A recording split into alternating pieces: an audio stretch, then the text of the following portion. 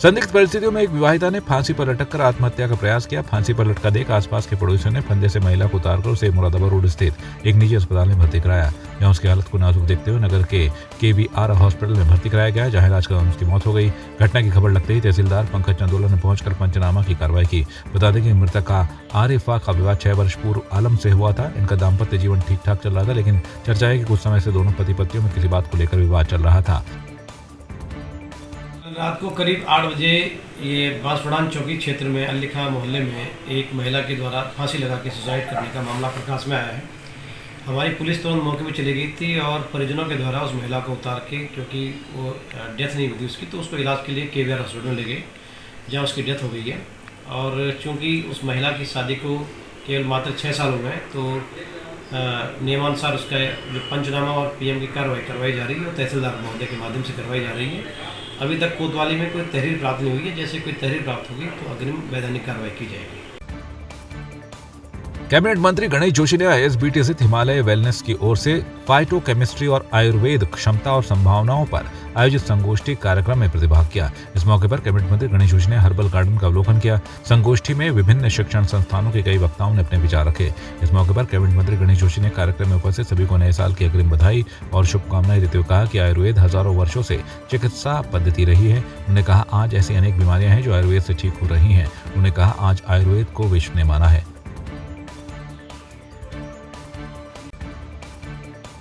कांग्रेस के मुख्य प्रवक्ता गरिमा मेहरा दसोनी ने चंपावत में बीजेपी के मंडल अध्यक्ष कमल रावत पर नाबालिग से दुष्कर्म मामले को लेकर बीजेपी से जवाब मांगा है। साथ ही उन्होंने आरोप लगाया कि सत्ता पक्ष के दबाव में पुलिस ने आरोपी के खिलाफ मुकदमा दर्ज नहीं किया और 8 घंटे तक पुलिस ने पीड़ित परिजनों को बिठाए रखा। हालांकि भारी जन दबाव के बाद पुलिस ने मुकदमा दर्ज किया है। वहीं उन्होंने उत्तराखंड हाईकोर्ट पर वन मंत्री सुबोध उनियाल की अभद्र टिप्पणी करते हुए वीडियो वायरल को लेकर भी अपनी प्रतिक्रिया दी है। उन्होंने मुख्यमंत्री से इस मामले में मंत्री सुबोध उनियाल के खिलाफ कार्रवाई करने की मांग की। साथ ही मंत्री सुबोध उनियाल से सार्वजनिक माफी मांगने की मांग की है। मंडल अध्यक्ष कमल रावत पर महीनों से एक नाबालिग बच्ची के साथ दुष्कर्म का मामला सामने आया है और हद तो तब हो गई जब परिजन और इस बच्ची की मां रिपोर्ट दर्ज कराने गए तो उनको 8 घंटे तक बैठाए रखा पुलिस ने, लेकिन केस दर्ज नहीं किया।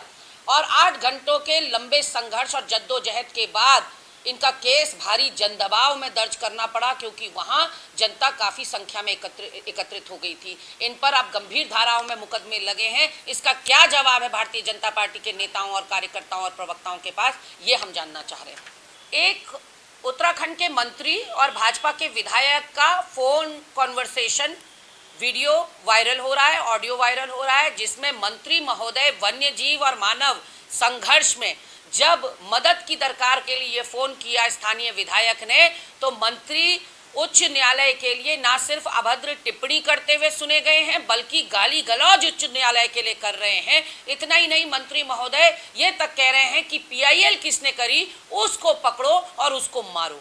यानी कि एक तरफ तो आप अपमान करेंगे उच्च न्यायालय का, दूसरी तरफ आप PIL करने वाले को डराएंगे धमकाएंगे, और तीसरी तरफ मंत्री का दो मुहा चेहरा देखिए कि वन्य जीव संघर्ष जिसमें कि 1000 से ज्यादा जानें उत्तराखंड में जा चुकी हैं, इतना गंभीर मामला आज बना हुआ है, ग्रामीण लोगों की जान पर बनाई है इन जंगली जानवरों की वजह से। उसमें तो मंत्री महोदय उच्च न्यायालय के आदेशों का हवाला देकर अपना जिम्मेदारी से इतिश्री कर रहे हैं, पल्ला झाड़ रहे हैं। वहीं दूसरी ओर उद्यान विभाग में इतना बड़ा घोटाला घपला पौध वितरण के मामले में सामने आया, जिसमें रानीखेत के स्थानीय विधायक और कई बड़े अधिकारियों की संलिप्तता की बात सामने आई। हाई कोर्ट ने सबूतों और साक्ष्यों के आधार पर CBI जांच की संस्तुति दी, तो मंत्री महोदय उस आदेश के खिलाफ सर्वोच्च न्यायालय दौड़ने की तैयारी कर रहे हैं। यानी कि जहां स्थानीय विधायक का और अधिकारियों का गला फंसेगा वहां आप सुप्रीम कोर्ट जाएंगे, लेकिन जहां ग्रामीणों की जान पर बनाई है वन्य जीवों से, वहां आप उच्च न्यायालय के आदेशों का हवाला देकर अपने जिम्मेदारी से पल्ला झाड़ लेंगे। क्योंकि मंत्री महोदय मुख्यमंत्री के मंत्रिमंडल का हिस्सा हैं, हम चाहते हैं कि मुख्यमंत्री इसमें व्यक्तिगत रूप से हस्तक्षेप करे, उच्च न्यायालय इसमें सुओ मोटो कॉग्निजेंस ले और सार्वजनिक रूप से या तो मंत्री माफी मांगे या उन पर कठोर से कठोर कार्रवाई हो।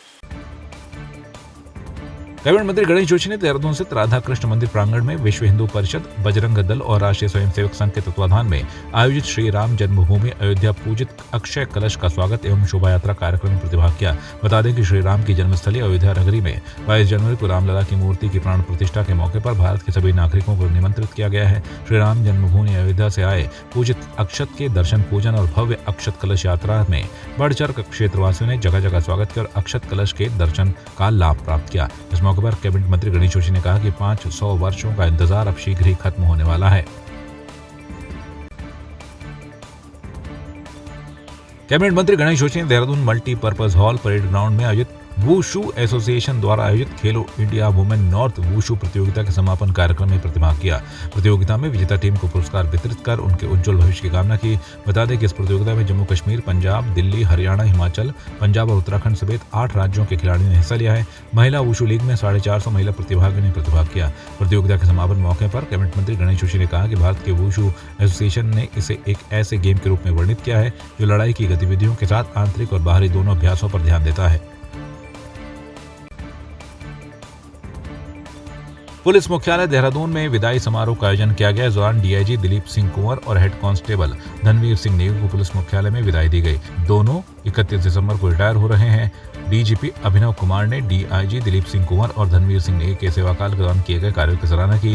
विदाई समारोह के मौके पर एडीजी अमित सिन्हा और एसपी अंशुमान आदि मौजूद थे।